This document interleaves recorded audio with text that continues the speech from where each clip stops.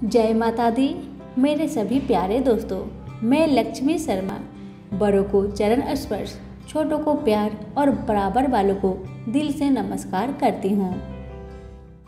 आज आप सभी सुनेंगे भोलेनाथ की एक नई कहानी। कहानी बहुत ही सुंदर है, अंत तक जरूर सुनिए और दूसरों को भी शेयर कीजिए। प्राचीन काल में उज्जैनिया में राजा चंद्रसेन राज्य करते थे। वे परम शिव भक्त थे। एक दिन श्रीकर नामक एक 5 वर्ष का गोप बालक अपनी माँ के साथ उधर से गुजर रहा था।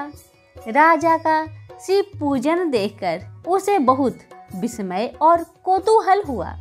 वह बालक स्वयं उसी प्रकार की सामग्रियों से शिव पूजन करने के लिए लालायित हो उठा।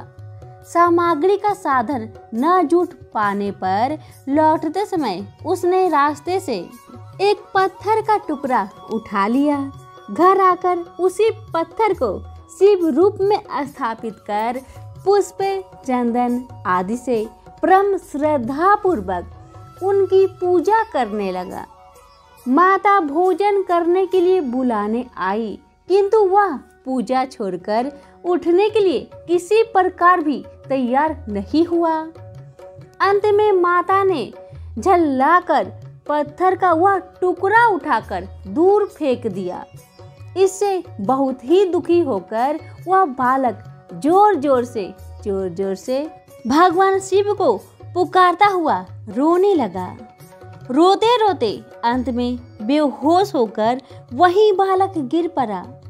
बालक की अपनी प्रति यह भक्ति और प्रेम देखकर आशुतोष भगवान शिव अत्यंत प्रसन्न हो गए।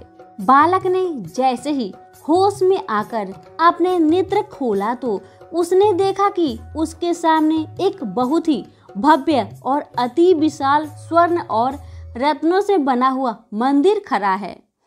उस मंदिर के भीतर एक बहुत ही प्रकाशपूर्ण तेजस्वी ज्योतिर्लिंग स्थापित है।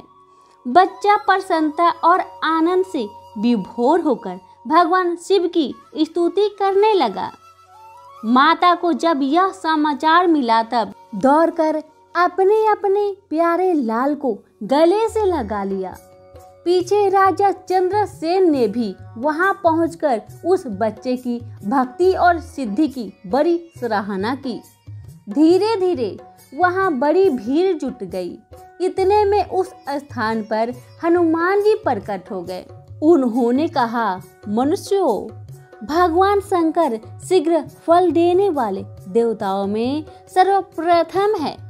इस बालक की भक्ति से प्रसन्न होकर उन्होंने इसे ऐसा फल प्रदान किया जो बड़े बड़े ऋषि मुनि करोड़ों जन्मों की तपस्या से भी प्राप्त नहीं कर पाते। इस गोप बालक की 8वीं पीढ़ी में धर्मात्मा नंद गोप का जन्म होगा। द्वापर युग में भगवान विष्णु कृष्ण अवतार लेकर उनके यहाँ तरह तरह की लीलाएं करेंगे। हनुमान जी इतना कहकर अंतर ध्यान हो गए। उस स्थान पर भगवान शिव की आराधना करते हुए अंत में श्रीकर गोप और राजा चंद्रसेन शिव धाम को चले गए। कथा यहीं पर समाप्त हुई। सभी प्रेम से बोले भोलेनाथ की जय हो। धन्यवाद।